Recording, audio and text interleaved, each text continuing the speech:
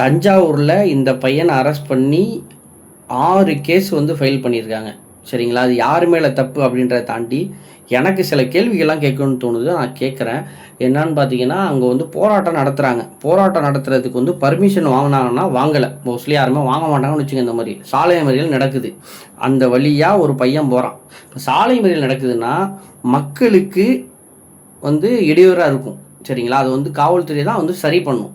மக்களுக்காக தான் காவல்துறை இருக்குது. அந்த வழியாக ஒரு பையன் போகிறான். போகிறப்ப அது ஃபுல் வீடியோ பார்த்தீங்கன்னா உங்களுக்கு தெரியும். ஃபஸ்ட்டு அந்த போராட்டக்காரர்கள் தான் வந்து இவர்கிட்ட வந்து பேசிகிட்டு இருக்கேன். நான் அந்த பக்கம் போகிறேன், நான் வேலைக்கு போகிறேன், என்னை விடுங்கப்பான்னு கேட்குறான்.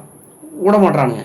அதுக்கப்புறம் கொஞ்ச நேரம் கழித்து போலீஸ் விடுது. இப்போ போலீஸ் வந்து நியாயமானதாக என்ன பண்ணியிருக்கணும்னா, அந்த போராட்டக்காரர்களை தான் வந்து தடுத்து, எப்பா நீ வந்து மக்களுக்கு இடையூறாக பண்ணிகிட்டு இருக்க, நீ தள்ளு, நீ ஃபஸ்ட்டு அரெஸ்ட் பண்ணியிருக்கணுங்க. அவங்கள மக்களுக்கு இடையூறாக இருந்தால் அரெஸ்ட் பண்ணியிருக்கணும். அரெஸ்ட் பண்ணாமல் அவங்கள தள்ளி விட்டு நீ போப்பான்னு சொல்லியிருக்கணும். அதல்லாமல் இவன்கிட்ட வந்து பேசி இவனை வந்து இவன் ஏற்கனவே டென்ஷனில் இருந்திருப்பான். இப்போ நான் அவன் காலைல வந்து அவனுக்கு இதே வேலையாக வந்துட்டு இந்த போராட்டக்காரர்களோட சண்டை போடணும், இல்லை வந்து போலீஸோட சண்டை போடணும், அவனுக்கு ஏதாவது வந்து என்ன எப்படி வச்சுட்டு வந்திருப்பான். அவன் ஏதோ வேறு ஏதோ வேலையில் போகிறான்.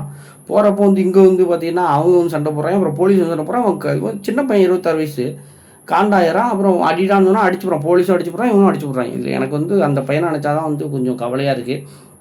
ஏன்னா சும்மா வந்து ஒன்றுமே பண்ணாத ஃபெலிக்ஸ் ஜெரால்டு கேஸே போட்டு உள்ளே போட்டு அடித்து கொண்டு விட்டாங்க. இப்போ வந்து என்ன நடத்த போகிறாங்க, என்ன பண்ண போகிறாங்கன்னு தெரில. இதுலேயும் வந்து ஒரு அறிக்கையரை கொடுத்துருக்காங்க, நாங்கள் எங்களோட கடமையை தான் செஞ்சோம் அப்படின்ட்டு. உங்களோட கடமையை உண்மையிலே செய்யணுன்னா என்ன பண்ணியிருக்கணும்னா, அந்த போராட்டக்காரர்களை அரெஸ்ட் பண்ணியிருக்கணும். அந்த போராட்டம் நடத்துகிறது வந்து மக்களுக்கான போராட்டமா, இல்லை வந்து காவேரி நீருக்காக போராட்டம் நடத்துகிறாங்களா, இல்லை வந்துட்டு விவசாயிகளுக்காக போராட்டம் நடத்துகிறாங்களா? இல்லை, அது ஒரு கட்சிக்காக போராட்டம் நடத்துகிறாங்க. அதில் நீங்கள் வந்து மக்களுக்கு இடையூறு பண்ணாமல் நீங்கள் தான் வந்து இப்போ இது பண்ணணும். அதில் ஒருத்தன் வழிபோக்கம் போகிறான்னா அவனை போட்டு அடித்து, இப்போ பாருங்கள் எவ்வளோ பெரிய பிரச்சனையாக இருக்குது. உண்மையிலே அந்த பையனை நினச்சா எனக்கு வந்து கவலையாக இருக்குது. யாராவது ஒரு நிறைய பேர் வீடியோ நிறைய பேர் பார்த்துருப்பீங்க. அதான் வந்து ஒரு வக்கீல் யாராவது வந்து போயிட்டு அவருக்கு சப்போர்ட் பண்ணி வெளியில் எடுத்தால் கரெக்டாக இருக்கும் அப்படின்னு சொல்லிட்டு நான் நினைக்கிறேன்.